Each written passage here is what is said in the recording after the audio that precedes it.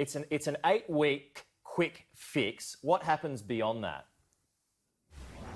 Well, we'll review it as we have done all the way through, and whether it's been education, agriculture, no matter what has the case been, we've kept reviewing it. We've kept making sure that, of course, there has to be a demand.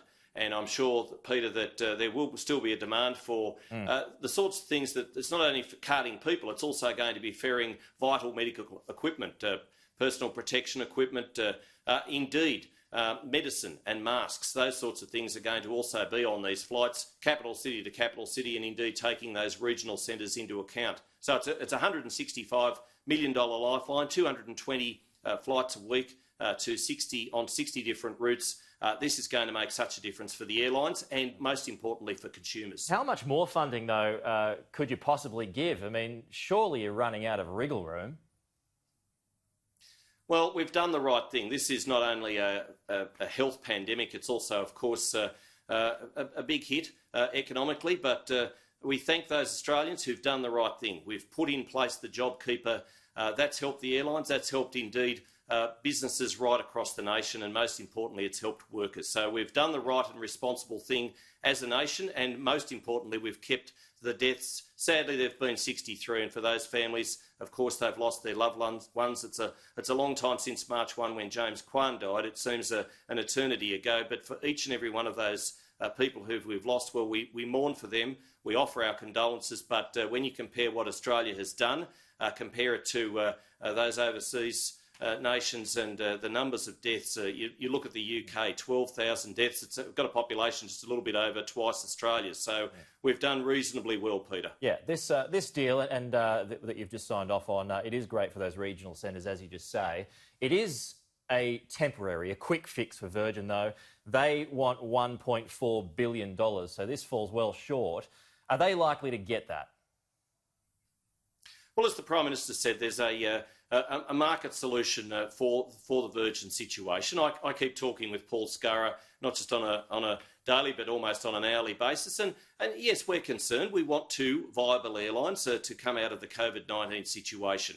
I'm confident that we can. I'm confident that the more than $1 billion that we've already put on the table, and Virgin have been very much front and centre of that, we can have two commercial viable airlines out of this. And I'm sure that this 8-week period will help commercial airlines such as, of course, Virgin and Qantas to put passengers where they need to be. For those who've come in from overseas, perhaps on one of our Mercy flights that we've also subsidised, they can now be in quarantine for the fortnight and then get home safe and sound. Yeah. And that's the important thing, saving livelihoods and saving lives. OK, so you refer to the question to a market solution. So is that to say that the government's not going to give them that money?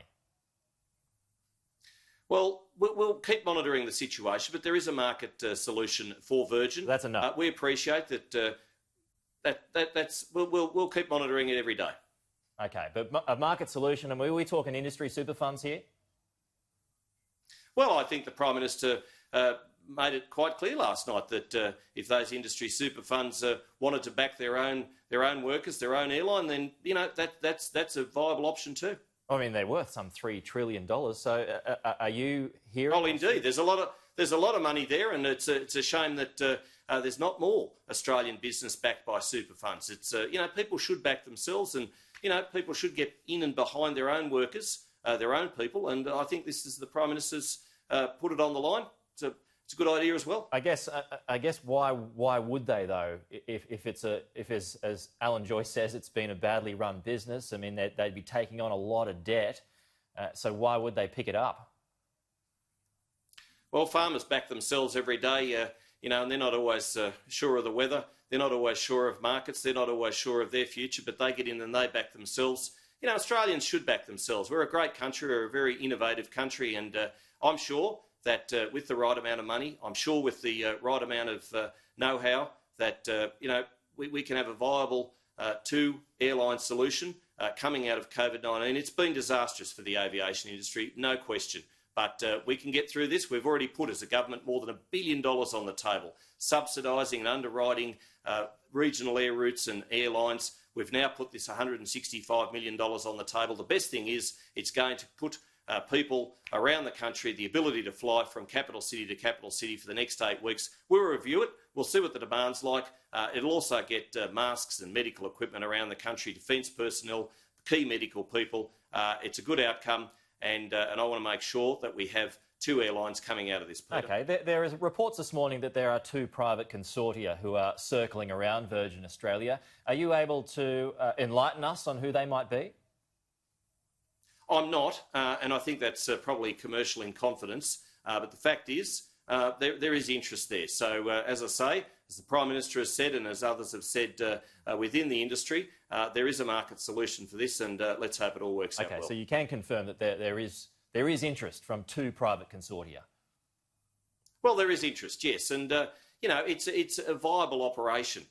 It's now got the opportunity to fly capital city to capital city. It's also got the opportunity, because they fly many of those regional routes, as part of the announcement that I did back in March, $298 million for not only routes but also airlines. There's $198 million for those 138 regional centres. So Virgin flies to many of those. There's a lot there for Virgin. I wish them well. They're going to obviously take people as part of this announcement that we've made today. Already people can now book online, and the flights, well, they could start today. OK, can you give an ironclad guarantee that in one form or another, Virgin Australia will continue to fly in Australian skies? They'll certainly be flying for the next 8 weeks with this announcement today, and I'm absolutely confident and hopeful that they can continue to fly, that we can come out the back of this COVID-19 with 2 viable airlines. We're building Western Sydney, Nancy Bird Walton Airport. We're making sure that there's new runways at Brisbane and Melbourne. There's a lot going on in the aviation sector. We want 2 airlines. I'm confident there will be. You don't sound so confident, though, beyond the 8 weeks. Well, look, let's see. I mean, there's a lot of moving parts in a lot of things at the moment, Peter. Yep. But I'm confident that what we've done, put $1 billion, more than $1 billion on the table for our airlines. We want to make sure we've done everything possible to make sure, to this point in time, that they can remain in the air. We want to get Australians back from overseas. We're making that call. We're putting on Mercy flights. I've worked very closely with Maurice Payne to be able to do that. We want people to be able to now, having done the quarantine, to be able to get back home. We want medical equipment to be able to be transported around the country on our airlines. We're doing just that. We've put more than $1 billion on the table. It's up to the airlines now, and I'm sure they're going to take part in that. They're very delighted as to today's announcement, and I'm sure that over the next 8 weeks, they'll be doing a great job for and on behalf of Australians, as they've always done. OK, Transport Minister and Deputy PM Michael McCormack, appreciate your time this morning. Thanks for joining us.